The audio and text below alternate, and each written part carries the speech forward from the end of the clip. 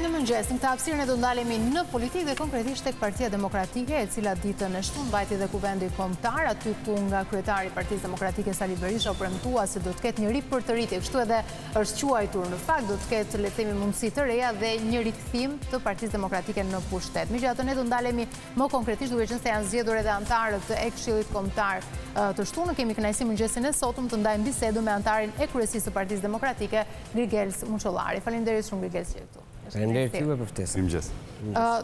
Ishin disa risile të themi që dëgjuam tek kuvendi kombëtar, duket se do të ketë një ndryshim sipas fjalëve të kryetarit të Partisë Demokratike. Ku do të ndalesh ti si pikat kryesore të kuvendit të së shtunës? E para do trajtoja çështjen rëndësinë e një ndryshimi si fillim. Pasi bota po lëviz shpejt, të ekonomia po ashtu një mënyrë apo një tjetër, politika duhet t'i adaptohet zhvillimeve, që duke filluar nga ato teknologjike, por dhe ndërkohë edhe ato që qytetarët presin prej saj. Kështu që në këtë aspekt, Partia Demokratike në mbylljen e kalvarit të përplasjes të problematikave brenda vetes, por jo vetëm, tani është PD-ja të themi e 2030-s, PD-ja cila po projekton veten si forcë qeverisë. Kështu që në këtë gjitha përgatitjet e kuvendit të shkonin në këtë koncept. U punu shumë, kishte fjalë të mira nëse i dëgjuat, patjetër ka dhe një koncept, një mënyrë organizimi ndryshe, ku duke filluar nga përdorimi i teknologjisë, inteligjencës artificiale, nëse i dëgjuat, ishte një prezantim im, bëhet fjalë për një platformë që ka në thelb modernizimin e Partisë Demokratike, modernizimin edhe kthimin një partie moderne, një partinë e dekadës së ardhshme. Ky është një aspekt dhe një parti e cila të lidh nëpërmjet teknologjisë të lidh zërin e qytetarëve me vokacionin politik. Por në mënyrë më të shpejtë, më të koordinuar, më emergjente, pasi teknologjia na i krijon këtë mundësi. Pra për qytetarët problematikat e tyre po flasim? Jo, aty bëhet një platformë organizime e Partisë Demokratike, ku një pjesë e saj ka dhe përdorimin e inteligjencës artificiale, çdo të bëjmë ne, një herë në javë, në mënyrë periodike, do t'ju ushtrojmë pyetje për diskutim duke filluar anëtarëve tanë, por dhe qytetarëve, nëpërmjet një platforme, nëpërmjet një aplikacioni, që secili prej tyre mund të shprehë mendimin, narrativ ose të kufizuar. Narrativën e merr inteligjenca artificiale, na përbën një javë një raport caktuar se si po është trendi qytetarëve, çfarë duan ata, çfarë duan opozitarët, çfarë duan anëtarët e Partisë Demokratike, çfarë duan votuesit e Partisë Demokratike, pasi në fund ditës një parti politike pas më të vogël diskutim i shërben gjithë shoqërisë. Por ama vokacioni kryesor e merr nga anëtarët dhe nga votuesit e saj. Pasi atë program në rastin konkret Partia Demokratike program të djathtë apo program të qenies djathtë ka. Kështu që ky është një komunikim gjithmonë edhe më i afërt me votuesin dhe me qytetarin. Prandaj kemi thënë, prandaj quhet V Platform, që është Voice, Vision dhe Victory. Në këtë aspekt është e zëri, është vizioni i cili patjetër do të shkojmë drejt të qenit të barabartë nën flamurin e Bashkimit Evropian, që do të thotë qytetarët shqiptar do të kenë të njëjtat drejta, të njëjta mundësi, të njëjtat të ardhura, të njëjtat mënyrë jetese si qytetarët e Bashkimit Evropian. Dhe ky është vizioni dhe ylli polar i Partisë Demokratike.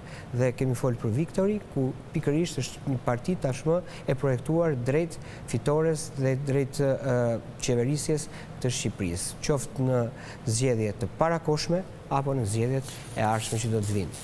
Kështu që kuvendi i Partisë Demokratike e ka filluar me ripërtëritje në gjitha aspektet. Këshilli Kombëtar dje u zgjodh dhe më shumë se 60% e Këshillit Kombëtar përbëhet nga të rinj dhe gratë, sikur ndonjëherë, që do të thotë që Partia Demokratike po bëhet gati të qeverisë, po bëhet gati të jetë partia moderne e dekadës së ardhshme. Duket në fakt që po ndryshon situata, sako Partia Demokratike është e motivuar për të ndryshuar gjërat, nisur dhe nga protestat që kanë mbajtur gjatë këtyre muajve, pati zgjedhjet dhe rikonfirmimin e zotit Berisha si kryetar partie. Megjithatë, nëse do ndaleshim tek fjala ripërtëritje, çka do të thotë ajo konkretisht? Pra, nëse i referohemi edhe emrave që janë bashkuar, por në të njëjtën kohë dhe atyre që kanë qenë ndoshta edhe për të ripërtërir, pra ku qëndron le të themi rëndësia e fjalës ripërtëritje? Është një koncept i një fjale të marketueshme në fund ditës, që jemi dhe ne kështu të ndershëm me publikun. Por thelbi i ripërtëritjes është pikërisht pra, do të ripërtërisim veten, ku mes vetes kemi pas probleme, dhe jo vetëm për fajin ton, por për mënyrën se si po lëvizin gjërat në Shqipëri. Ja dolëm të mbjetonim, jemi forcë më e madhe opozitare, cila nuk është pak mas të përvejsër 35% të elektoratit, mas 12 vjet, 13 vjet pushtet, mas 13 vjet në një mënyrë apo i tjetër të ka ngryer partitë të tjera të vogla, ke pas problemet e tua, kështu që tia ke dalë. Dhe në këta aspekt është ripërtëritja është pikërisht për të rikrijuar, për të riafruar çdo qytetar, po jo vetëm kaq, po dhe kapacitetin intelektuale për të krijuar pikërisht atë bazën kryesore në cilin do të qeveriset nesër vendi.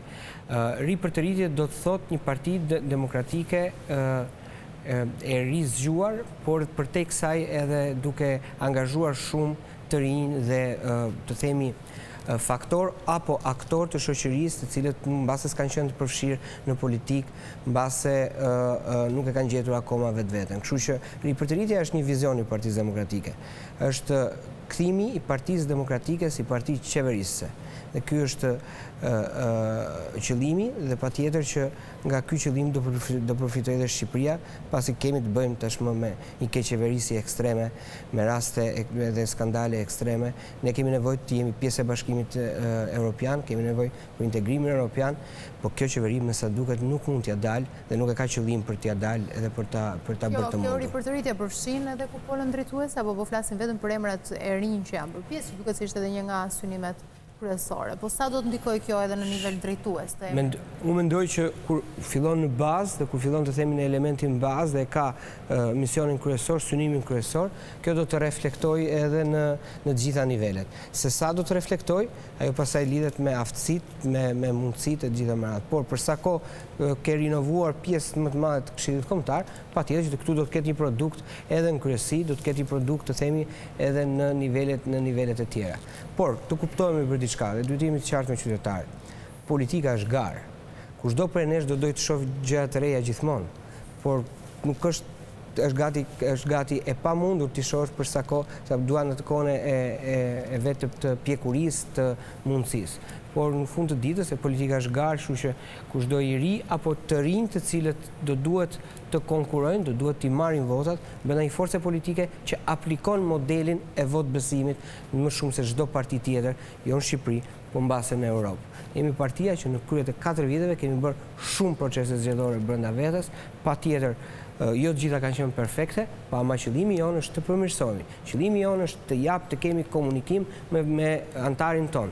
Antari është faktori kryesor dhe është rëndësia më e madhe. Jo në kohë antari ka zgjedhur, është ai i cili ka zgjedhur kryetarin e Partisë Demokratike, që është profesor Dr. Sali Berisha, në një kohë si është antari që ka zgjedhur delegatë Këshillin Kombëtar dhe Këshilli Kombëtar do zgjedhë dhe kryesinë si organin më të lartë vendimarrës. Unë shpresoj të kemi risi dhe pse jo mbase edhe njerëz jo aq politik do t'i bënin mirë Partisë Demokratike. Megjithatë, zoti Berisha deklaroi që partia do të hapet edhe do të modernizohet. Modernizimin e kuptuam, ju e shpjeguat shumë mirë se çfarë do ndodhi me inteligjencën artificiale, megjithatë tek hapja. Ju vetëm për një dimension, që do mund të ketë gjëra të tjera që 2-3 gjëra interesante. Megjithatë tek hapja do doja të qëndrojmë, duke qenë se deri tani nuk është treguar shumë e hapur. Megjithatë, nëse do rireferoheshim kopit të vitit 2025 Komitetit të Orientimit Politikave, duket që ja dha rezultatin me afrimin e figurave të reja. Në rastin konkret, çfarë do të ndodhë për të rritur besimin të paktën tek votuesit sa i përket hapjes së kësaj partie? Ka disa elementë që arova t'i trajtoja më përpara. E para, një nga elementet e rinj në risi është pikërisht mënyra të themi korporative se si do të punoj Partia Demokratike. Është të gjithë drejtuesit e rinj dhe të vjetër do të kenë target për të arritur dhe performancë mujore për të matur. Që do të thotë është kthimi i konceptit të meritokracisë dhe mbajtja gjallë përsa ko kemi performancë të vlerësuar. Në shfarm ka disa kritere cilat? Është platforma do të vendosë objektivat, të themi, objektivat janë kaq takime me qytetarët, kaq dalje publike, kaq antarësime të reja, të themi, për rast. Dhe këto objektivat, gjithë se cili për tyre ka pikët e saj. Do të çekohen në fund muaj. Kjo, do më thënë, është prapë me inteligjencë artificiale, çekohet në fund muaj, nxjerr një rezultat dhe e bën të matshëm punën dhe të themi atë që her pas here shumë prej nesh e ka ngritur si shqetësim, është pikërisht i ndan në historinë se kush janë njerëzit që punojnë dhe që duhen mbajtur pranë vetes. Dhe kjo në mënyrë apo i tjetër ngrej një kulturë ndryshe të themi të organizatës, një kulturë e njerëzve të aftë që do duan domethënë t'ia dalin.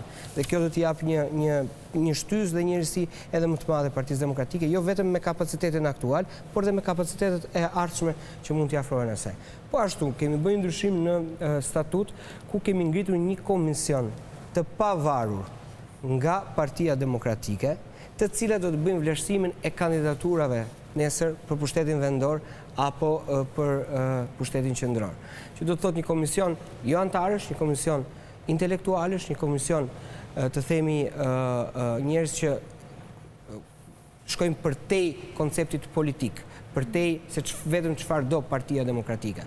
Dhe ata do jenë në formën e një trupe këshilluese për kandidaturat të cilat Partia Demokratike do vendos t'i hedhë më pas në primaret e saj. Që do të thotë, merr konsulencën e eksperteve apo intelektualeve jashtë partisë në raport me figurat të cilët duhet të vendosë në primare dhe më pas antarësia. Do t'jenë lehta për të pranuar edhe në rastin që mund t'jenë kritika zhvillimet e mëdhaja, sidomos në organizatat të mëdhaja, jo vetëm politike, por dhe ato jo politike, nuk janë të lehta për të pranuar. Dhe këtu duhet të jemi koshient. Patjetër që është një sfidë më vete. Ama a ka një qëllim Partisë Demokratike tashmë prej vitesh për të përmirësuar vetën, për të hyrë në dimensione të ndryshme të politikës, të politikbërjes, por edhe të përfaqësimit të qytetarëve. A ka Partia Demokratike sot instrumenta gjithmonë më shumë demokratik për të votuar, ku i japin peshën votës, një antar një votë dhe antarit, ajo i ka. A ka Partia Demokratike qëllimet për të afruar dhe për të hapur partinë dhe për të patur edhe dimensione apo këndvështrime të ndryshme dhe jo vetëm partijake. Klasim këtu edhe për bashkëpunimet me opozitën në tërësi? Jo vetëm kaq, por a është sot Partia Demokratike që po ofron dorën e bashkëpunimit në gjithë opozitën? Sepse e sheh veten si partia më e madhe opozitare dhe partia e cila duhet sakrifikojë më shumë. Po, shpesh herë duke mos i pranuar ato që janë kërkesat e partive më të vogla. Po, kështu pretendohet nga partitë më të vogla. Jo. Pra aq kohë ata nuk pranojnë edhe nuk bëhen pjesë qoftë edhe e protestave, po marr rastin. Shiko çfarë ndodh. Ne duhet të shohim faktet dhe duhet të jemi shumë sinqert me veten kur flasim për këto gjëra. E di pse? Sepse Shqipëria ka nevojë për një opozitë bashkuar. Mënyra se si pushteti sot po qeverisë, mënyra se si fuqinë financiare, fuqinë kriminale, fuqinë e administratës dhe të gjitha të cilat sot i keni parë të raporti ose BE-Odirit, është shumë e vështirë që nëse opozita nuk është e bashkuar të mund një pushtet kaq abuziv. Përveç opozitës kërkesë lies, edhe me Ervin Salianin keni një problem shumë të madh edhe brenda vetes. Me lejoni ta mbaroj pak. Bashkimi i opozitës. Kemi kohën pak limituar, ndaj Bashkimi i opozitës si domosdoshmëri ngarkon Partinë Demokratike si përgjegjësen kryesore ku të lërmë janë disa themi interesa vetjake të partisë në funksion të Shqipërisë. Po ja, dolet aty ku ju thash edhe ose edhe me Ervin Salianin, duket sikur interesat vetjake Ervin Saliani është një individ tashmë dhe ai e ka zgjedhur rrugën e tij. Unë nuk do doja të flisja pasi nuk përfaqëson një forcë politike për momentin. Po ai bën dëm Partisë Demokratike në vetvete? Ajo çfarë po ndodh me Salianin nga ana tjetër?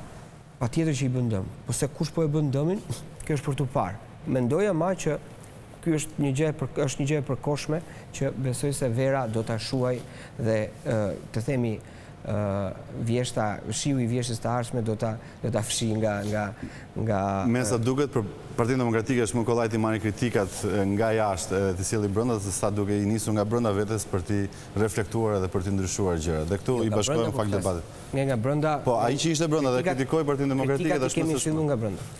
Po ja, do të duhet ty të sqaroj edhe diçka që unë jam bërë shumë kohë në Partinë Demokratike, që në momentin që të themi, akoma pa u bërë majoren, duke qenë pjesë e forumit. Forcat politike dhe kudo edhe në Europë kanë disa rregulla të cilat i bashkojnë. Që do të thotë që përsa kohë je pjesa e asaj force politike, kundërshto brenda institucioneve të forcës, tento të marrë shumicën e votuesve të themi të institucioneve për të ndryshuar politikat e partisë. Ditën kur ti nuk i bën këto brenda instrumentave të partisë, brenda institucioneve të partisë, ose i ke bërë dhe nuk ke shumicën, atëherë dy rruge, ose shko gjej një parti tjetër, ose qëndron atë parti dhe bindju vullnetit të shumicës. Kështu funksionon demokracia, kështu duhet të funksionojë një parti, ka kështu rregulla. Ju e dini që për shembull nëse një deputet i CDU-s i partisë qeverisë sot në Gjermani do të votonte kundra vullnetit të grupit parlamentar, ka patur raste ku më pas nuk është rikandiduar. Që do të thotë, forcat politike kanë një rregull, kanë një statut që i bashkon. Dhe koncepti është që institucionet vendosin nëpërmjet shumicës të votuesve apo shumicës të përfaqësuesve në ato institucione.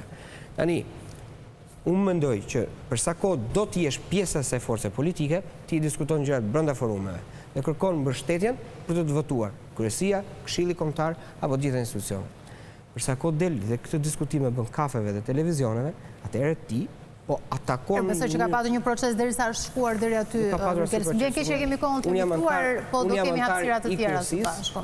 Dhe po ju them që për shqetësimet që se si Partia Demokratike mund të kenë folë 10 herë më shumë se zoti Seliani brenda institucioneve, po kjo i takon familjes time politike, dhe ata që janë aty e din. Jashtë institucioneve, pastaj, nëse kanë vendosur të ndahem nga kjo parti, do dilja dhe të flisja edhe më gjatë. Unë uroj që çdo gjë të shkojë sipas synimeve, sepse besoj edhe vendit i duhet një opozitë e mirë dhe bën formën e duhur. Ishte kënaqësi si gjithmonë do të kishim live. Në mbështetjen tuaj jam i bindur që do të shkoj. E keni gjithmonë, dhe shpresojmë që çdo gjë të jetë siç edhe e keni artikuluar gjatë kësaj periudhe. Ne shkojmë në një hapësirë shumë të shkurtër publicitare, rikthehemi vetëm pas pak flasim për turizmin, kështu që qëndroni me ne.